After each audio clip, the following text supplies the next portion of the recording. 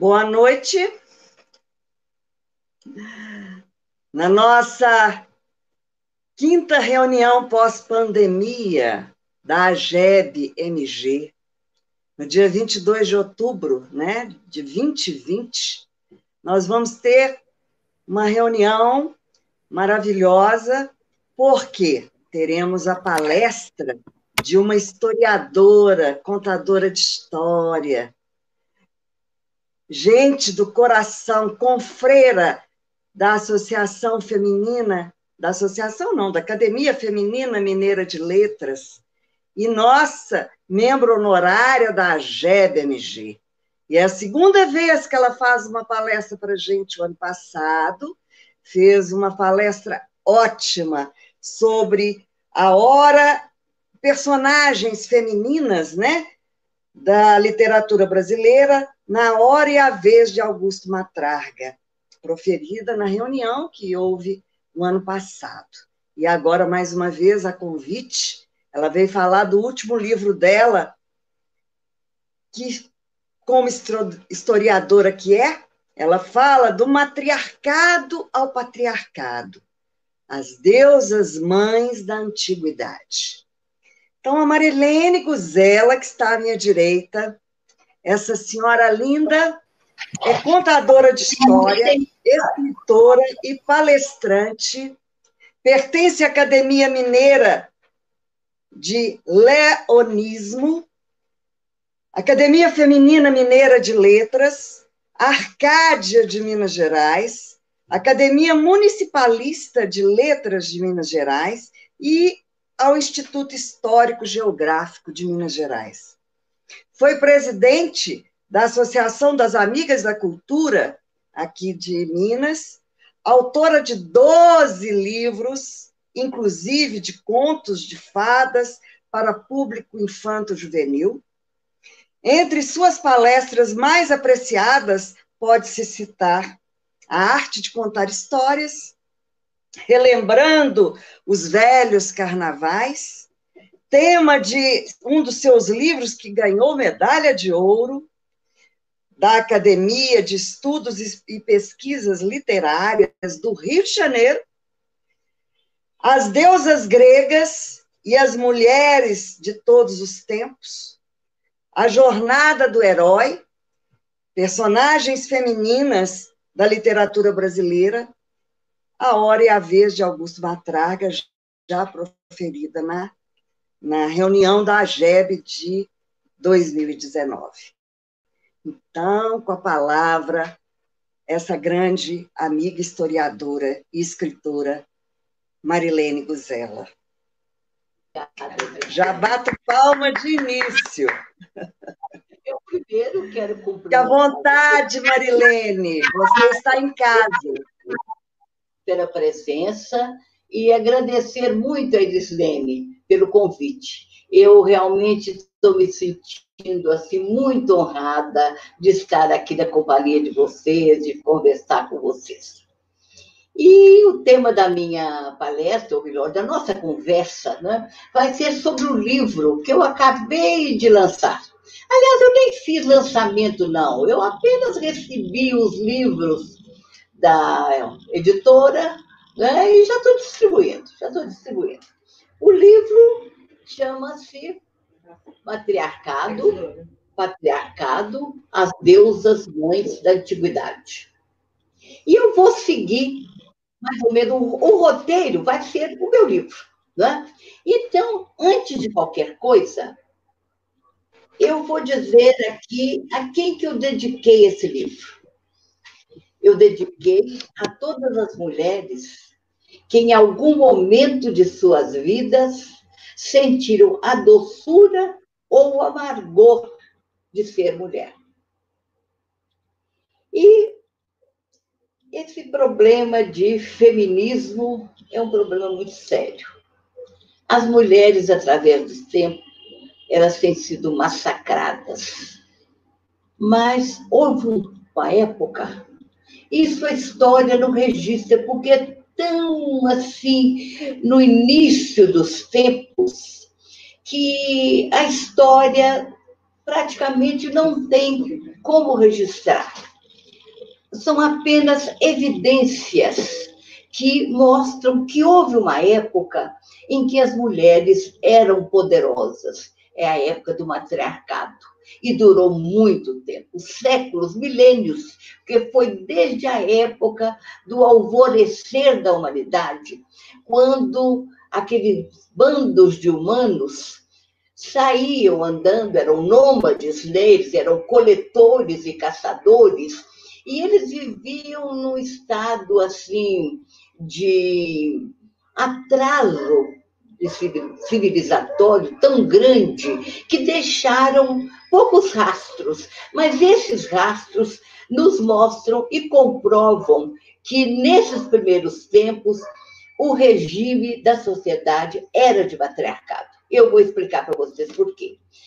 Agora, mas antes, eu gostaria de ler para vocês um pedacinho aqui que eu pus do princípio do livro. É um texto de Leonardo Boff, e que ele fala uma coisa muito interessante. Vocês querem ver? Ó?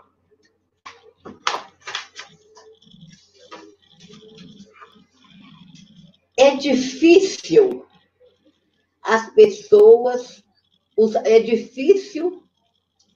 rastrear os passos que possibilitaram a liquidação do matriarcado e o triunfo do patriarcado há 10, 12 mil anos. Mas foram deixados rastros dessa luta de gêneros.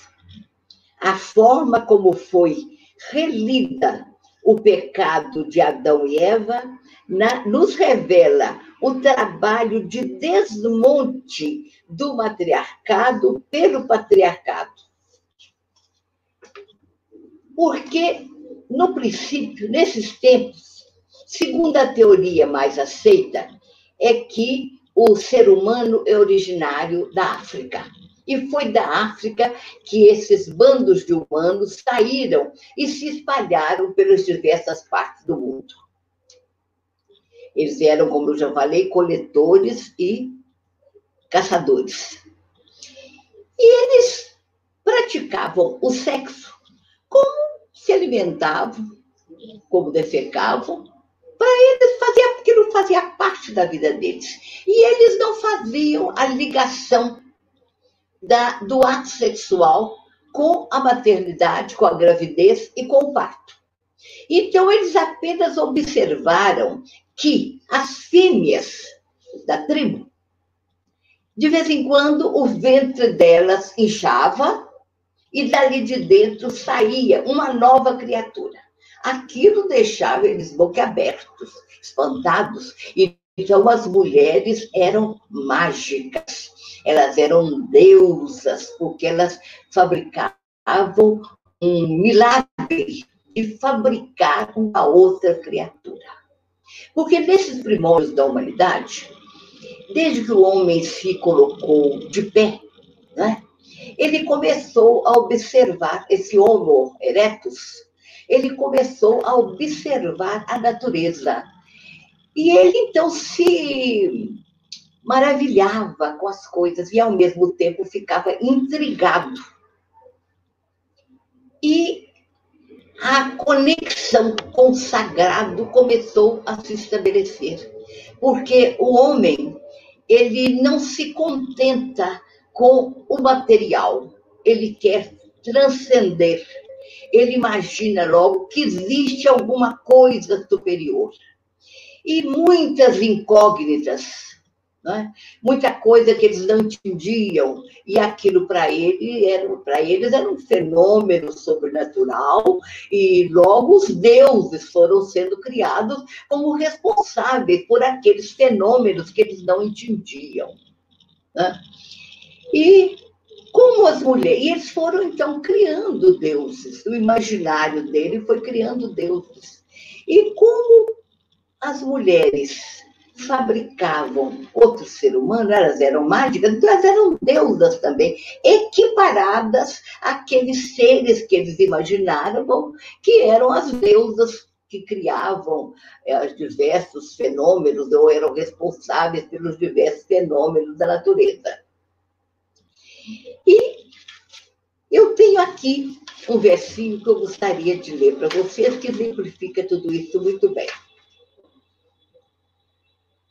Matriarcado. As mulheres já foram poderosas, eram deusas, deusas e donas da vida. De sua entranha, por magia tamanha, um novo ser surgia. O porquê, ninguém sabia. Maravilha inexplicável, ventre divino, milagre e presente de um ser maior, naturalmente feminino. É deusa, gera vida, o homem a reverencia, do ser sagrado é guarida. O macho da espécie é vassalo, sociedade incipiente, no trono sem conquistá-lo, soberanas de legítimo matriarcado. Então, as mulheres estavam com tudo, elas aqui mandavam, porque como as mulheres passavam o tempo gestando ou alimentando as novas gerações, elas eram cuidadas pelos machos, que tratavam, então, de lutar para protegê-las e para alimentá-las. E isso durou muito tempo mesmo.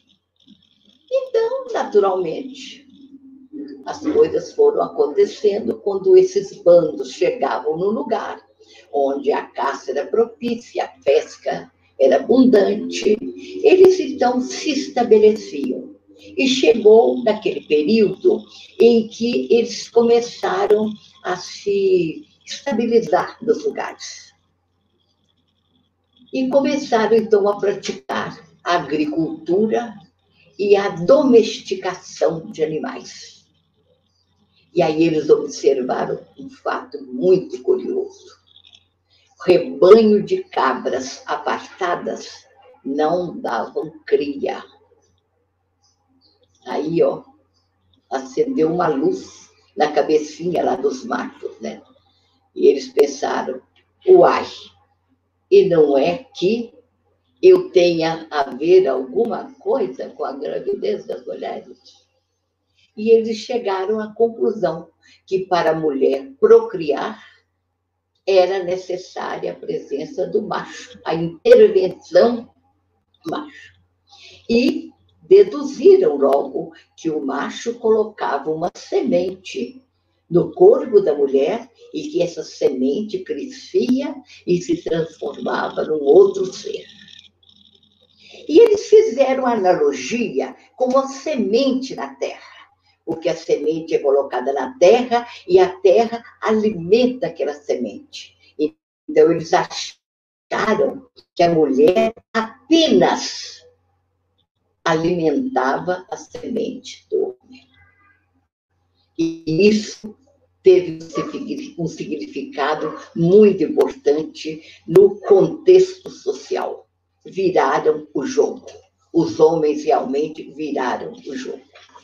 E aqui vem, então, a explicação. Patriarcado. Mudança radical. Nova ordem social. Mulher transformada em nada.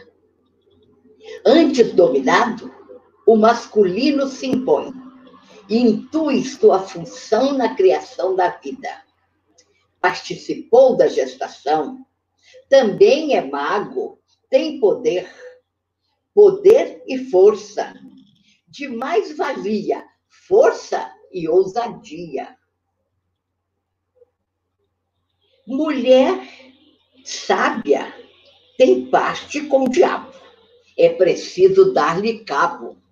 De qualquer maneira, é bruxa, queima na fogueira. Séculos, milênios, eras de dominação. Muitas delas ainda são exploradas, mal remuneradas, humilhadas, discriminadas, traficadas, assassinadas. Então, o jogo virou e, desde então, vivemos sobre um patriarcado. Então, o homem, como eu já disse para vocês, ele tem a sua característica de ser também religioso. Ele transcende, ele não se concentra com o material, com o que está diante dele. Então, tem um filósofo, um escritor romeno, chamado Mircea Eliade. É um autor que todo mundo deve ler, deve procurar ler. Ele é um estudioso das religiões. E ele tem, então, muitos livros a respeito do assunto. Inclusive, aqui, 3 volumes. Não está dando para ver, não, né? A evolução do pensamento religioso, do homem das cavernas até os tempos atuais. E dicionário das religiões, é o assunto dele. Então, ele disse que o homem, além de sapiens, ele é também religioso, porque ele faz essa conexão com o sagrado. Ele sente a necessidade de transcender, de se conectar com algo que está além dele. Então, a respeito disso também, eu tenho aqui uns versículos. O homo sente a consciência, intuição, conceito, permanência. Olha o alto, sente a pequenez, conecta-se ao sagrado, o místico em sua vez. Pressente o subnatural, o certo, o errado. Nem tudo está do mesmo. Pode escolher normas a obedecer, ser divino a cobrar, punir ou premiar. Lapidada a criatura, temente à vida futura, queda-se genuflexa ao onipotente. O homo religiosus diz presente. Então, esse homo religiosus, ele, sem entender o que estava ao lado dele, sem entender os fenômenos da natureza, ele foi, então, criando uma mitologia. Né? Então, deuses para cada instância, para cada departamento, responsável por cada setor da natureza. E, assim, uma mitologia enorme foi se desenvolvendo entre esses povos. Agora, essa necessidade das pessoas se acreditarem num ser superior que dirige as suas vidas, eu vi como é importante num livro que eu vi uma vez, uma escritora norte-americana, que vocês devem conhecer, chamada Per Book. Per Book, a escritora norte-americana, prêmio Nobel de Literatura, não lembro, não sei mais de que ano, mas ela era filha de um casal de missionários e ela nasceu e viveu na China há muitos anos. Então, num livro dela chamado Vento Leste, Vento Oeste, em que ela conta a história dos pais dela e a vida deles como missionários lá na China, eles chegaram numa região tão remota da China, tão distante de tudo, que as camponesas não tinham tido notícia ainda que a imperatriz havia morrido. Sabe aquela imperatriz da China, Xiui? Ela era avó do Piuí. Vocês se lembram daquele filme O Último Imperador? Aquela mulher que estava morrendo e ela recebe o bisneto que vai sucedê-la no trono. Essa imperatriz da China tinha morrido. Já tinha 10 anos que a imperatriz tinha morrido. Mas essas camponesas, elas viviam tão distantes de tudo, de todos, que elas não sabiam da morte da imperatriz. elas ficaram loucas, desesperadas, e elas choravam desesperadas, dizendo: quem vai tomar conta de nós agora? Quer dizer, a vida delas não tinha modificado nada, né? Nem para melhor, nem para pior, mas elas sabiam que lá na capital do reino tinha uma rainha que tomava conta do país. E isso aplacava a ansiedade delas. Então, essa necessidade do ser, então, supremo. E com isso, os povos foram criando as suas mitologias. E o que nos mostra a influência do matriarcado nesses primeiros tempos é que no panteão de todos esses povos tem sempre uma deusa mãe, quer dizer, uma criatura sobrenatural com características maternas. Então, nós vamos ver daqui a pouco essas deusas, são todas elas muito interessantes.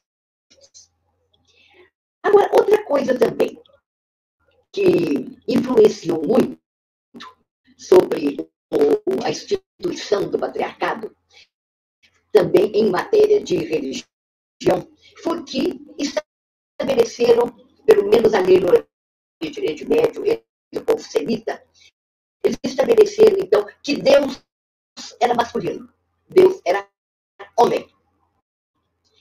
E em muitas culturas, havia até a crença num casal, Deus pai e Deus mãe.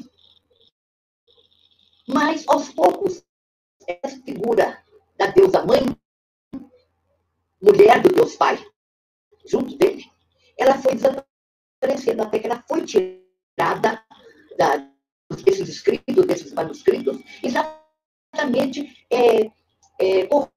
corroborando, fortificando o patriarcado. Deus é o homem que manda e pronto. Então, na Suméria, o mito de Adão e Eva, nós sabemos que ele é originário da Suméria, né? E existe entre os sumérios a lenda de que quando o homem foi criado, Adão, logo depois que ele foi criado do barro, feito de terra, o Senhor criou uma outra criatura que seria a sua mulher. E essa mulher chamava-se Lilith. E Lilith, ela não aceitou ser dominada por Adão. Então, ela logo se rebelou contra a inferioridade que Adão quis subjugá-la. Ela não aceitou e ela foi embora. Ela abandonou Adão. Então, o Senhor criou Eva, um pedaço da sua costela. Então, aí, nessas duas figuras, Lilith e Eva, nós temos, então, dois exemplos de mulheres. Lilith, quem que é Lilith? Lilith é a mulher verdadeira, a mulher que é dona do seu nariz, é a mulher que não aceita cabresto, é a mulher que quer viver e quer ter o mesmo poder, ela não aceita que mandem nela. E foi criado em torno de Eva toda uma simbologia de mulher atrelada ao homem, dependente do homem. Começou com o seu nascimento, que ela nasceu de uma costela de Adão. Então, toda uma civilização cuidou de enaltecer, então, a Eva como uma mulher submissa, a mulher que, logo de início, ela já ouviu aquelas palavras como está escrito na Bíblia, né? Parirás com dor, o seu marido estará sempre sob o jugo do seu marido. Então, toda um modo de vida foi julgado na cabeça das mulheres e das civilizações para colocar a mulher sempre como submissa, né? E mesmo quando algumas mulheres se sobressaíram e tiveram, assim, oportunidade de ter poder, foram muito poucas, né? Vamos dizer, quem foram? Rainha de Sabá, Cleópatra, Semíramis, né? Poucas elas, muito poucas. Então, os homens é que eram os poderosos, e os homens se firmaram como guerreiros. As mulheres se adaptaram à sua função de ser mãe e de obedecer, e o homem da sua função de mandar, ser o chefe, ser o provedor e ser aquele que conquista. O homem é guerreiro por natureza. Então, os grandes impérios foram feitos exatamente por esses homens, que os grandes reis não foram aqueles que cuidaram bem do seu povo, que cuidaram da educação e da saúde, não. Foram aqueles que venceram guerras, que venceram batalhas, que conquistaram terras.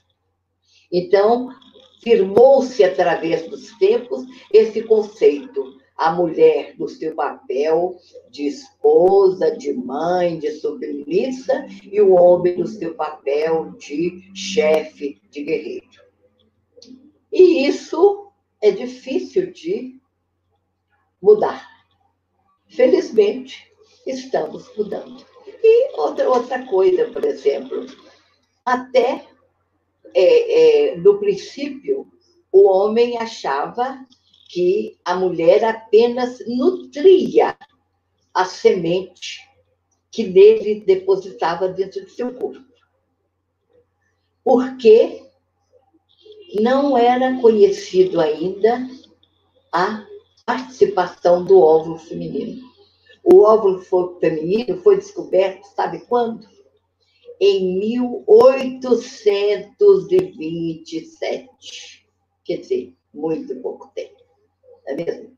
Até então, o filho era produto do homem, o homem que era dono daquela criança, e a mulher apenas nutria enquanto ele estava se desenvolvendo dentro do seu corpo e depois amamentando dentro do seu leite, com o seu leite. Né? E essa crença, então, provocou aquelas mudanças. Uma das mudanças dela é que o casamento tinha que ser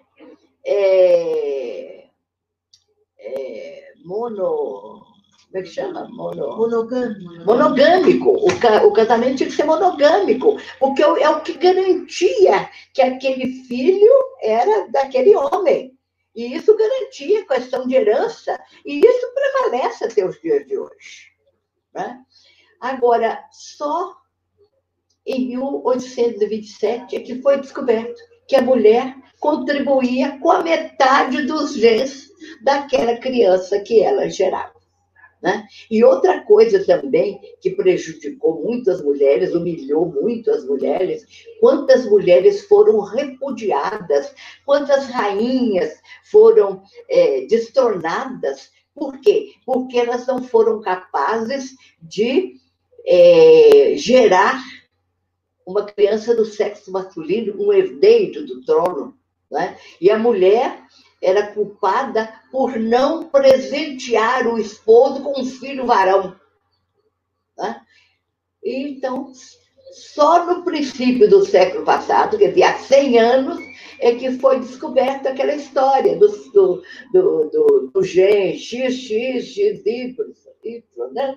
Se o homem, a mulher contribui com XX, e o homem com X ou Y. Se ele dá o X, nasce menina. Se ele entra com o Y, nasce menino. Quer dizer, unicamente responsabilidade do homem, se a criança sai do sexo masculino ou feminino.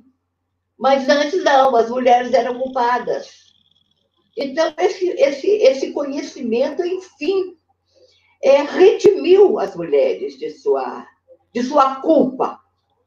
né? As mulheres sempre culpadas, porque as mulheres eram repudiadas, rainhas eram repudiadas, porque não davam um herdeiro para o trono.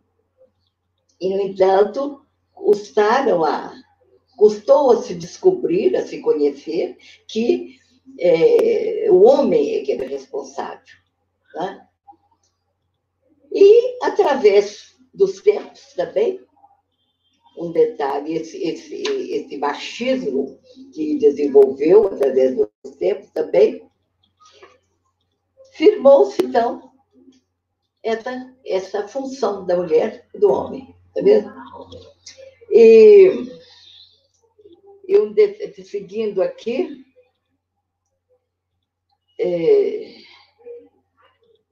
eu estou seguindo aqui no meu livro, viu, gente? Então, eu estou olhando aqui o que diz. Eu já falei sobre o óvulo, os problemas de... e outra coisa. As mulheres foram sempre massacradas, como eu disse, né? Agora, mesmo na época em que as mulheres viveram num romantismo que eu chamo de fajuto, muito fajuto, e que as mulheres, aquele período em que as mulheres eram louvadas, cantadas, glorificadas, né? Assim mesmo, elas eram cantadas e louvadas, mas presas numa torre, não é mesmo? Esperando o cavaleiro andante que iria passar para levá-las, não é mesmo? E elas eram o quê? Elas eram moedas de troca. O pai trocava a filha com o rei, o outro rei, e por um pedaço de terra, e depois, quando ela casava e o marido viajava, né, para as cruzadas, ele lhe colocava um cinto de castidade, né? E tem aquele detalhe ainda que as mulheres eram frágeis donzelas que deviam ser amparadas pelos homens, elas não sabiam se defender. E o cavalheiro, você sabe que o cavalheiro oferece à dama o braço esquerdo. Sabe por quê? Porque o braço direito, o cavalheiro tem que manter o seu braço direito livre, porque a qualquer momento ele pode sacar da espada para defendê-la. Né? Então, ele dá para ela o braço esquerdo. Então, quer dizer, mesmo nesse período romantizado, as mulheres ainda foram colocadas como dependentes. E nos dias de hoje, por exemplo, tem um livro de José de Alencar, não sei se vocês já leram, já todo mundo lê esse livro da adolescência. É um livro chamado, além de Guarani, Iracema, Ubirajara, etc., tem um livro chamado Senhora, que esse livro, na minha época, né, de adolescente, era um livro assim, que não era muito apropriado para as donzelas, não, sabe? Porque ele tratava de assuntos assim meio escusos. Então, José de Alencar diz o seguinte nesse livro: aquela mulher estava ali sozinha, sem o braço de um pai, de um marido ou de um irmão para ampará-la. Quer dizer, ela era uma mulher, não era uma mulher de família, né? Devia ser uma mulher livre, uma mulher com aqueles atributos todos que lhe davam naquela época. Porque ele estava ali sem o amparo do braço de um marido, de um pai ou do irmão. Quer dizer que a mulher, se saísse, ela tinha que ter essa escora, né? E outro detalhe, outro exemplo que eu acho também muito interessante é o seguinte: aquele livro Éramos Seis, da Madame Leandro Dupré, que já fizeram novela, sabe? Há pouco tempo mesmo passou uma novela baseada nele, né? A autora chama-se Maria José Dupré, mas ela assinou Madame Leandro Dupré. Ela não teve coragem de aparecer com o nome dela, porque mulher, quando aparecia, tinha que ser na condição de filha ou então esposa de um fulano de tal. Né? Ela não podia aparecer por ela mesma sozinha, ela preferiu o anonimato assim, Madame Leandro Dupré. Então, isso persistiu até os nossos dias, tá vendo? Agora, agora eu vou falar um pouco sobre as deusas, essas deusas da antiguidade. Então, vamos ver, tem muitas aqui. Eu acho a Lilith uma das mais interessantes, porque a Lilith é o exemplo da mulher que não aceita cabrito. Eu já falei sobre ela. E uma outra mulher, uma outra deusa que eu acho muito interessante na sua posição de mãe, né? Na sua característica de mãe, é a Deméter dos gregos e a Ísis do Egito. Então, nós temos várias aqui, por exemplo. A deusa mãe mais antiga é a Vênus de Willendorf. Deixa eu ver se eu mostro aqui. Ó. Estão lembradas? Você já deve ter visto essa figura muitas vezes, né? Essa estatueta, ela é pequenininha, pequenininha, e ela foi achada numa região lá da Alemanha, Willendorf, e fizeram a datação por carbono 14, então dataram como 27, quer ver? Vou aqui, todas as né? Que estatueta, 26 mil anos. Então, é uma estatueta com característica materna, né? Seios... mais para frente para eu poder ver mais. Seios e ventre volumosos. Mas reparem na cabeça dela. É um ser sem rosto. Ela não existia como pessoa, ela existia apenas como mãe, geradora, apenas. Depois nós temos aqui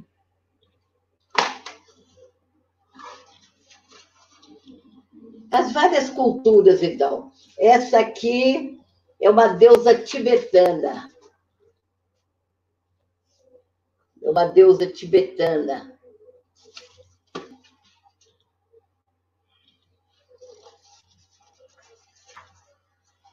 Essa é uma deusa mãe chinesa.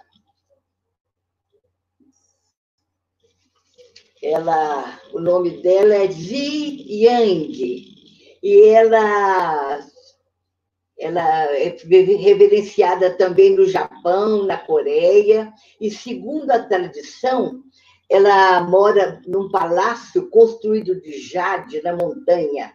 E ela cultiva pêssegos da imortalidade. E ela protege, era a padroeira das mulheres, e as pessoas rezavam para ela, pedindo proteção para a filha, ajudava principalmente no momento do parto. Essa aqui é uma outra deusa chinesa. Peraí. Cabeça de mulher e corpo de serpente.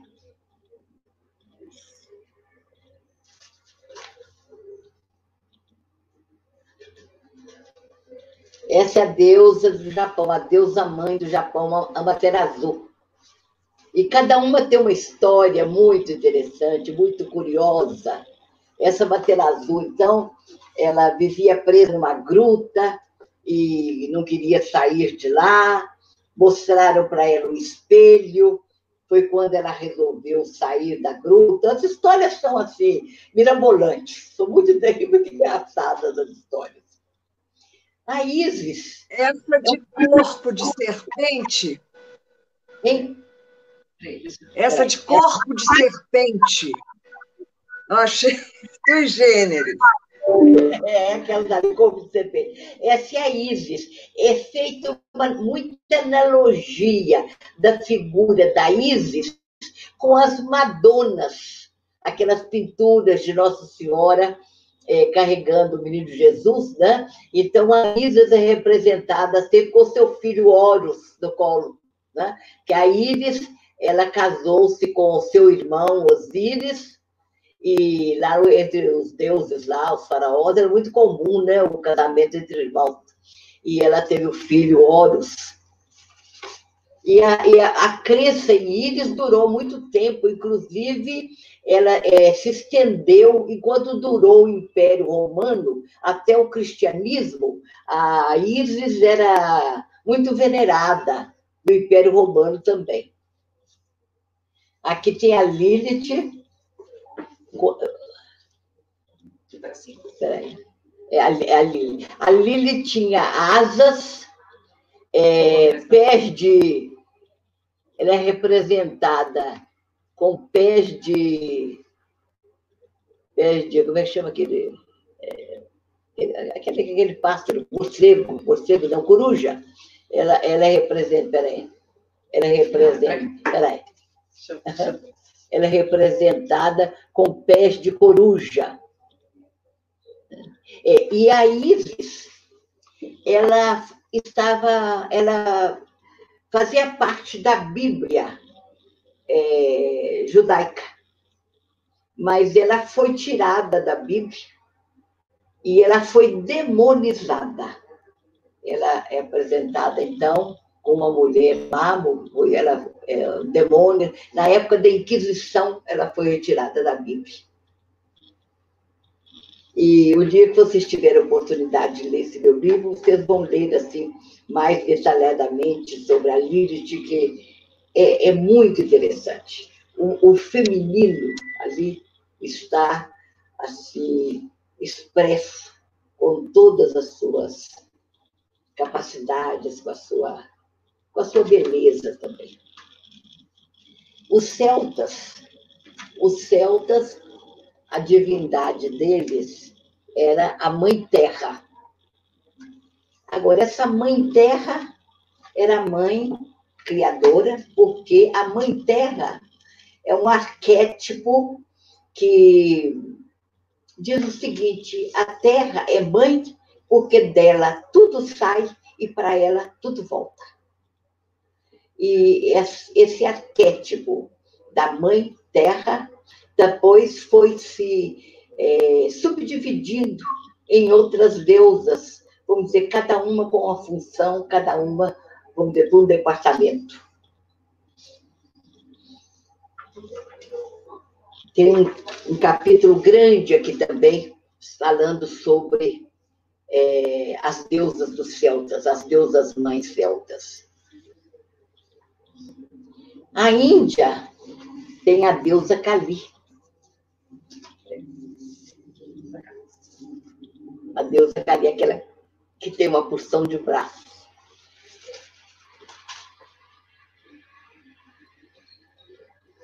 Na região da Caldeia, Babilônia, tem a Inanna e a Istar, e Afrodite Afrodite dos gregos é uma evolução dessa deusa Istar dos babilônios.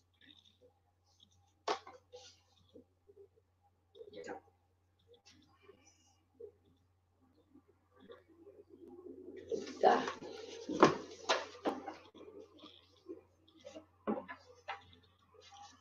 E das regiões animistas da África, né, nós temos a Yansan, que é a senhora dos raios e dos trovões, né, e que no sincretismo brasileiro é associada a Santa Bárbara. A região, essas religiões animistas, candomblé, Umbanda, eles trabalham com essas forças da natureza. Eles personalizam as forças da natureza, né?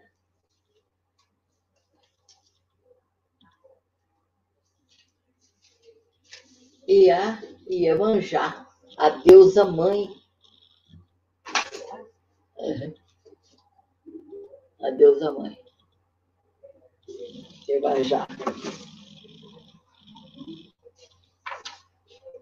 Senhora das Águas. A Senhora das Águas, isso mesmo. No México, não está dando nem para ver o nome dele, Toitzin, uma deusa também, uma deusa mãe também, dos astecas.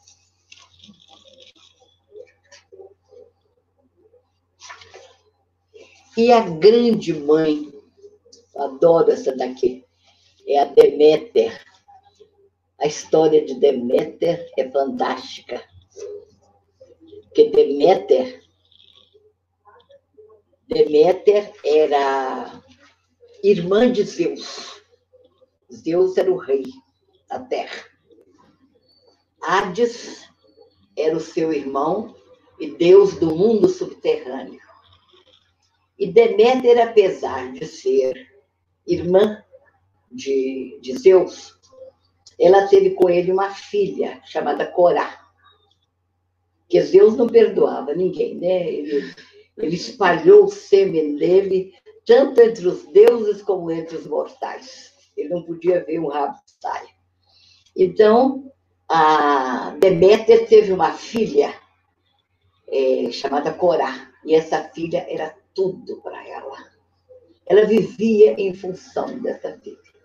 E um dia, essa filha estava com outras ninfas, correndo pelos campos, banhando-se nas águas do rio.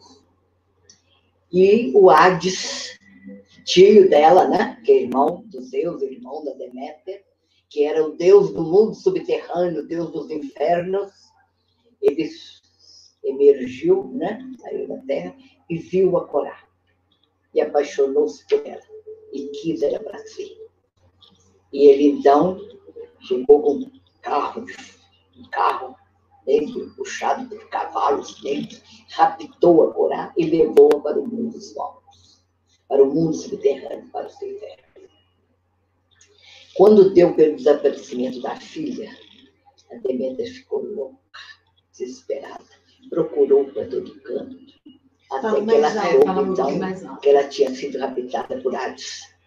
Ela foi se queixar a Zeus, que era o pai da menina. E o que Zeus falou com ela? Não, eu permiti.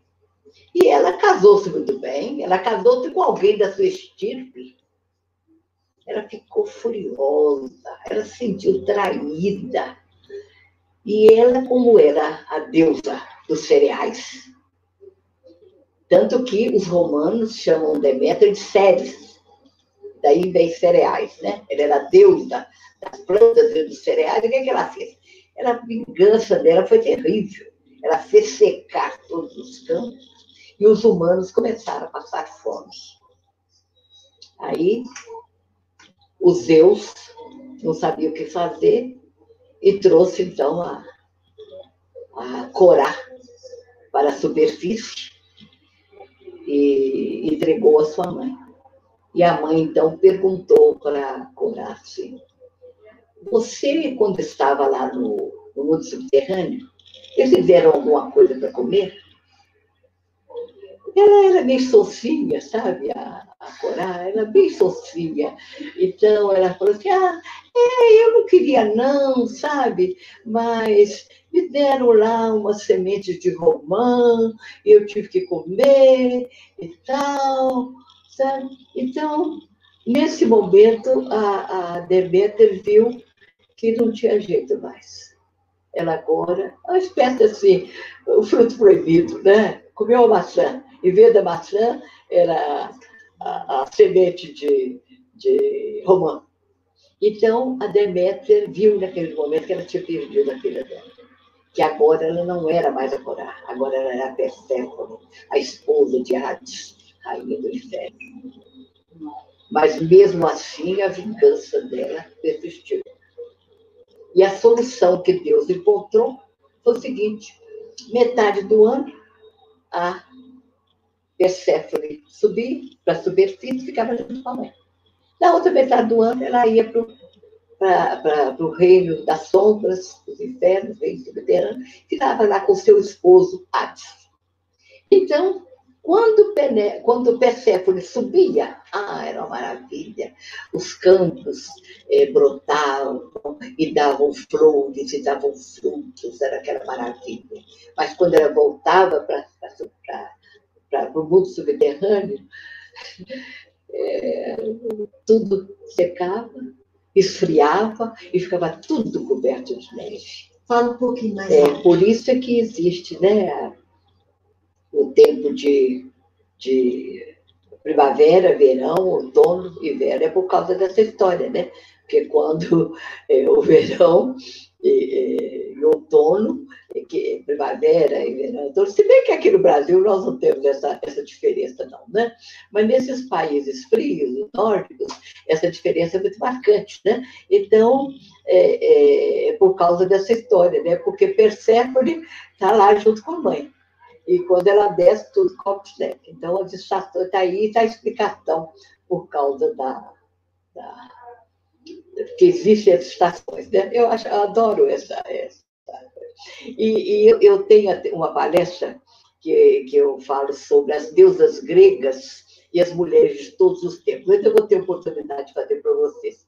São aquelas 7 deusas gregas que, com temperamentos completamente diferentes, né? E que elas se parecem muito com os temperamentos das mulheres de todos os tempos e de todos os lugares. Por exemplo, a Hera, a mulher de Zeus, é aquela mulher que comanda, que ela manda ou ajuda a mandar. Né? E ela é um tipo de pessoa que faz falta em todas as comunidades. Todas as comunidades precisam ter uma Hera. Né? É aquela guardiã das tradições, é aquela que toma as iniciativas. Né? As eras são muito necessárias, desde que ela não seja uma era tão vingativa, né? E como a deusa era. Mas a mulher com características era, a gente vê muito por aí, né? Essas mulheres que ocupam cargos importantes, são as eras necessárias em toda a sociedade. A Atena é aquela mulher intelectual, né? A Atena não é feminista, porque ela não se sente inferior a ninguém.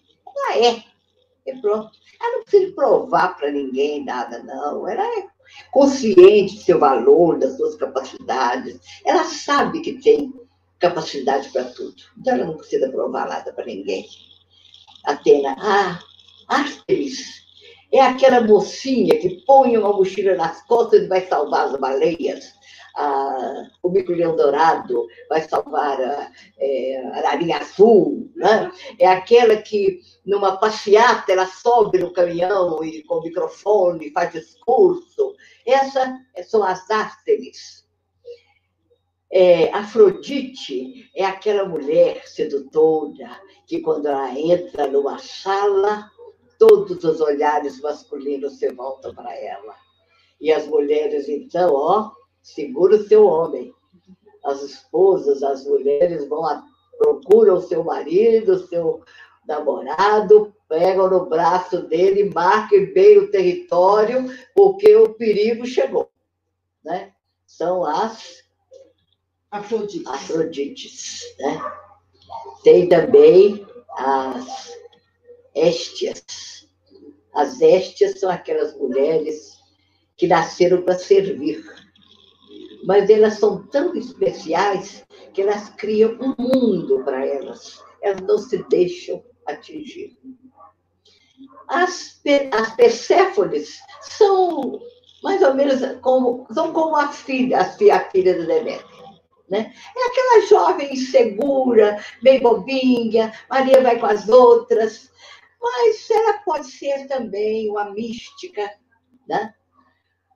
E é interessante assim, como que é a casa de cada uma, como cada uma se veste, como que ela age diante das várias situações. É muito interessante assim, a gente olhar essas mulheres, comparando com essas deusas, a diferença das atitudes e do comportamento delas. Agora, a Deméter é mãe, gente. Ela é mãe por excelência. Ela tem que ser mãe de qualquer maneira. Se ela não consegue engravidar de ser mãe, ela adota, ela faz inseminação artificial, ela vai adotar uma profissão que lida com criança. Ela tem que ser mãe de qualquer maneira, ela é dona do filho. Né? Agora, cada uma dessas personalidades tem um lado positivo e tem um lado negativo também. Né? Por exemplo, a Deméter positiva é aquela mulher que, se ela não tem filho, ela cuida da criança. Ela cuida de outras crianças. Agora, a negativa é aquela que finge de enfermeira, entra no hospital e rouba a criança. Essa é a Penélope negativa. Penélope não, a Deméter negativa. Né? Então, e a Perséfone, vamos dizer, a Perséfone é aquela, vamos dizer, uma Perséfone atual. Né? Aquela fulaninha que, da revista Caras, na beira da piscina, da ilha lá de Caras, ela fala assim, depois que eu fui eleita Miss Bumbum, a minha vida mudou completamente. Essa é uma Perséfone negativa. Né? Agora, a Perséfone positiva é aquela mística, aquela criatura mística. Né? Então, em todas elas, né, ela pode ter as características da deusa, né, que rege, vamos dizer, é o arquétipo, né, da sua personalidade, tanto pode ser negativo como positivo. Mas que todas as mulheres tendem para uma dessas personalidades, tende. Às vezes, ela pode congregar também duas personalidades. Às vezes, ela é um pouco uma, um pouco outra. Ou então, numa fase da vida, uma deusa prevalece, o arquétipo daquela deusa prevalece. Né? Então, quer dizer, mas quando você vê uma pessoa, você vê logo qual é o arquétipo que prevalece naquela personalidade. É muito interessante, eu acho muito interessante.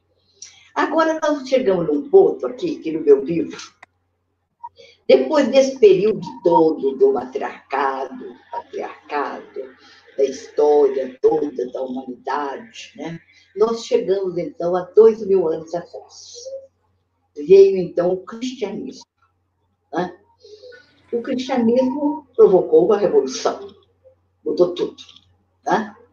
Então, esses deuses todos passaram para o domínio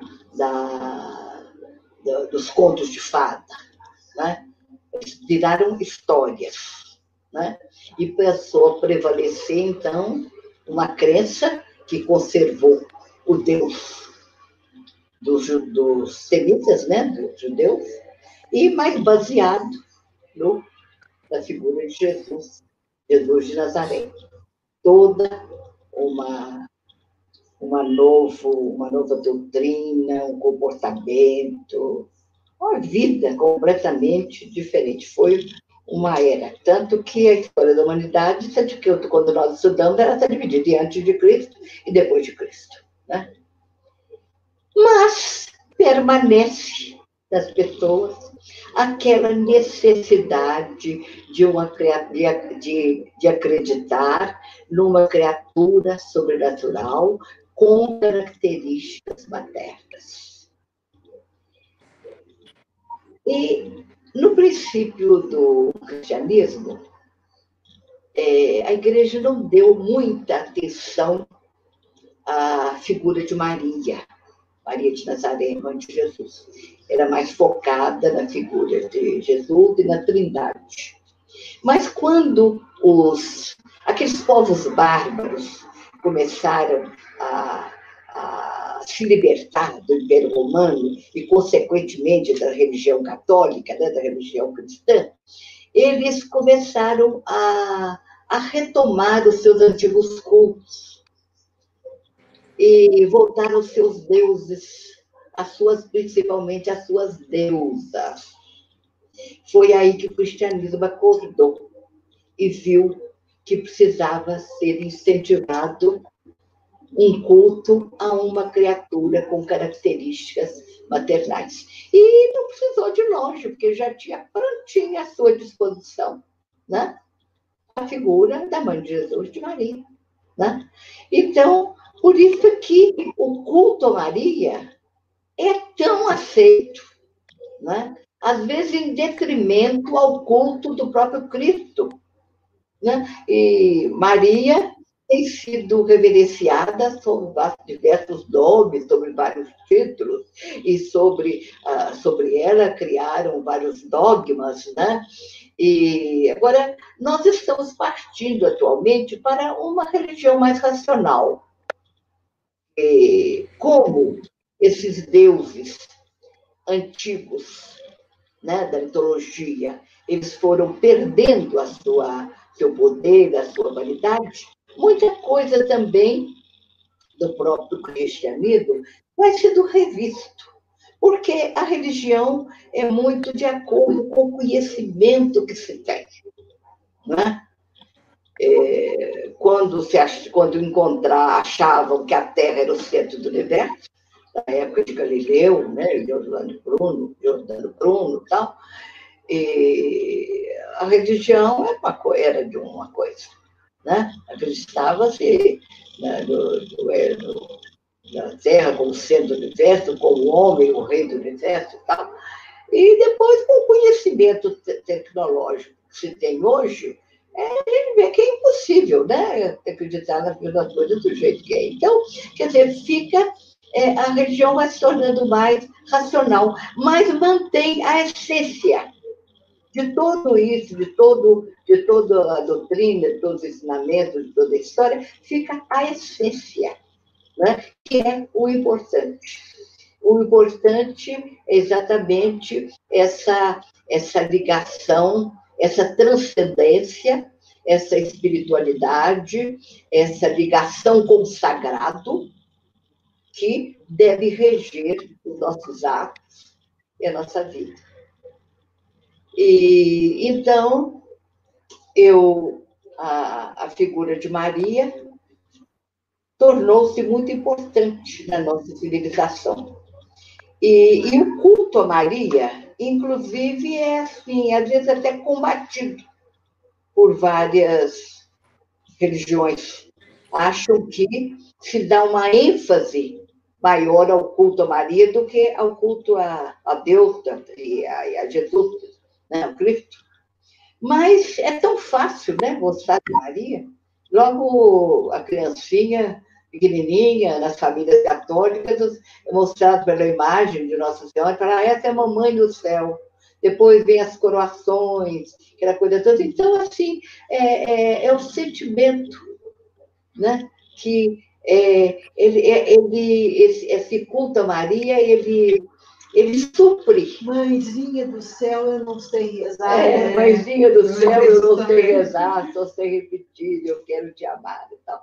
Então, ele supre essa necessidade que o ser humano tem de acreditar numa criatura poderosa, sobrenatural, que dá colo, que dá conforto, que perdoa.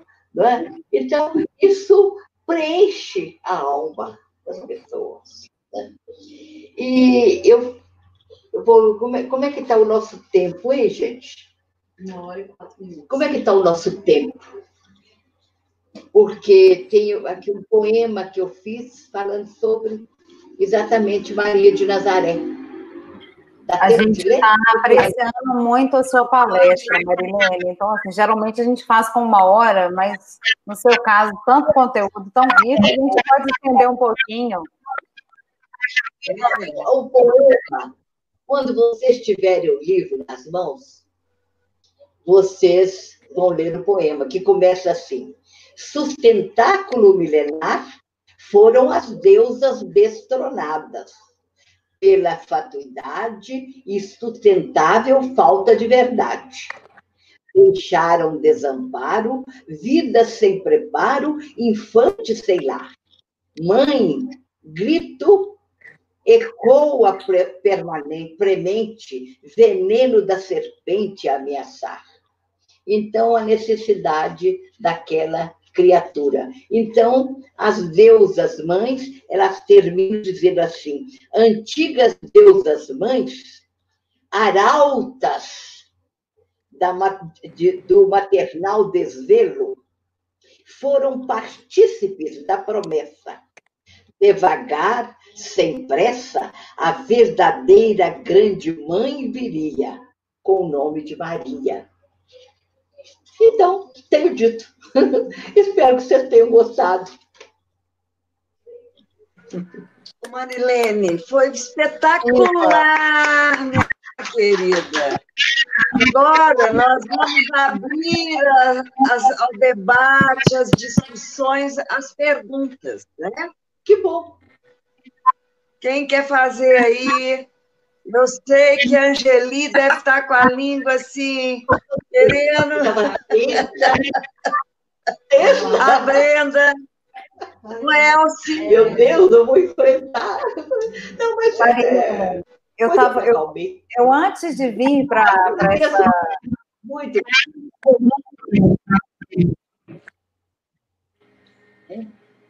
Vamos ter que ver na ordem, né? Como que a gente faz? A gente podia fazer uma roda diferente. Agora a gente vai despedir, né? Não, vamos fazer pergunta, sim. Marilene, muito obrigada pela presença sua, por estar participando junto com a gente, né? Eu sou diretora cultural aqui da AGEB de Minas Gerais, a gente tem feito momentos assim, muito preciosos, que a gente tem aprendido muito com vocês que têm recebido o convite nosso para palestrar. Eu, antes de vir para cá, eu estava numa aula no Cefet, do Cefet online também, que era exatamente sobre isso, sobre mitos femininos e a relação assim, da imagem, né, do corpo feminino em diferentes tempos, épocas, da antiguidade até o barroco, enfim, na atualidade. E foi uma aula complementar a sua palestra. Eu gostaria muito que você dissesse para a gente como adquirir o seu livro, né? E dentro dessas referências, como que a gente pode pesquisar mais, saber sobre esses mitos femininos. Eu vi perguntas aqui, inclusive dos participantes, falando da questão dos arquétipos, como que querem saber mais. Está tudo no seu livro? Eu ainda não coloquei em livraria, mas eu pretendo colocar ali nessa face da livraria Quixote. É onde eu coloco sempre os meus livros. Vocês podem procurar lá. E aqui, no final, eu coloco uma bibliografia. Tem muito livro sobre o assunto, muitos mesmo, sabe? Então, é um assunto que eu estudo, que eu leio há muito tempo. Então, eu fiz um resumo, né? Porque, às vezes, os livros sobre esses assuntos, por exemplo, os livros sobre religião, aqui não está dando para vocês verem, mas enchem aqui sobre feminismo, sobre mulheres, do papel das mulheres. Eu tenho, assim, uma biblioteca grande sobre esse assunto. Mas, às vezes, os livros são, assim, muito volumosos, muito profundos. Então, eu quis escrever um livro, assim, um resumo mais acessível, que a pessoa, esse meu livro aqui, em 3 horas a pessoa lê esse livro. Então, fica mais acessível para as pessoas, que não têm muito tempo. Né? Eu vou deixar na Quixote. Ainda não deixei, não, mas eu pretendo amanhã passar lá e deixar alguns volumes, viu? Livraria Quixote, na rua Fernandes Torinho. Olha, Marilene, eu fico mais feliz ainda de sermos aqui o momento do seu lançamento desse livro. Eu sabia que você estava lançando esse ano. E só não evidenciei o lançamento na reunião, porque é uma coisa diferente, né? Mas a sua obra, eu tive a oportunidade de ver, inclusive você me deu um exemplar quando eu estive lá. É lindo, realmente é objetivo, é uma síntese de tudo isso que você falou, né? Com mais riqueza de detalhes, né? E eu quero falar também que você foi da comissão julgadora dessa obra nossa, de Muda a Palavra. Nós tivemos 4 escritores na comissão julgadora, né? 2 mulheres, bem equilibrado, 2 homens. E você fez um trabalho excelente na escolha das nossas escritores que participaram do concurso, né? E eu agradeço muito. E você está aqui também com um trabalho aqui, né? Deixa eu me ver, sua página, só um minutinho. Já estou nela aqui. Marilene.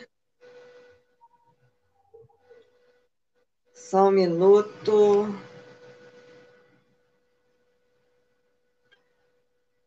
Você, inclusive, economizou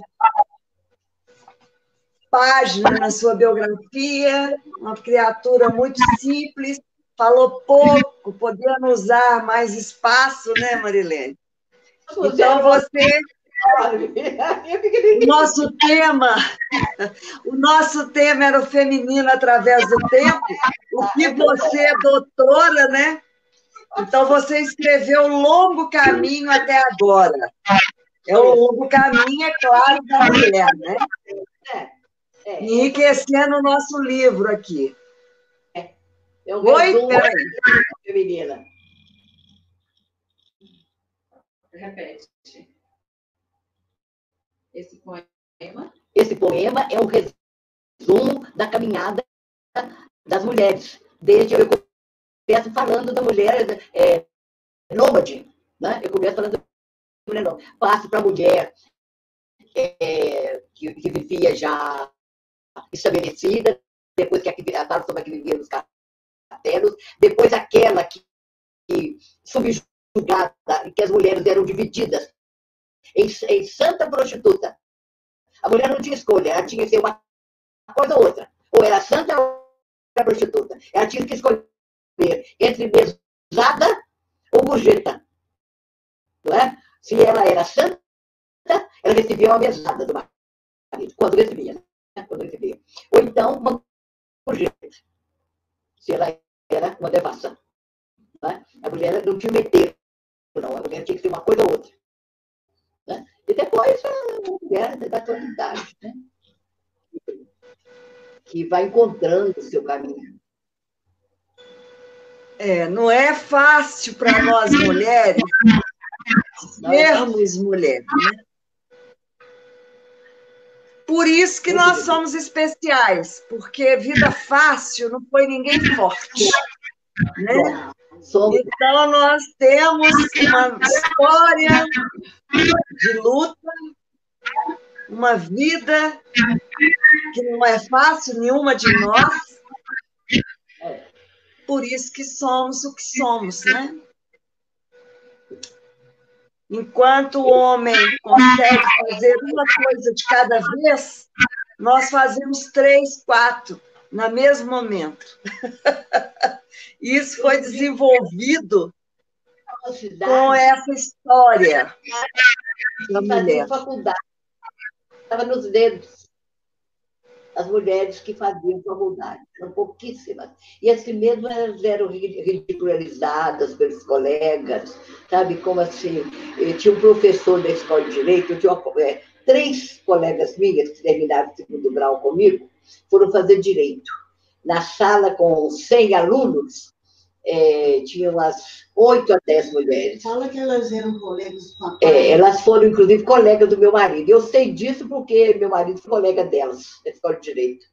Então, tinha um professor lá chamado Lídio Bandeira de Mello, que ele virava para as moças e falava assim: pois é, né? Eu vivo dizendo para as minhas filhas que lugar de mulher é em casa, né?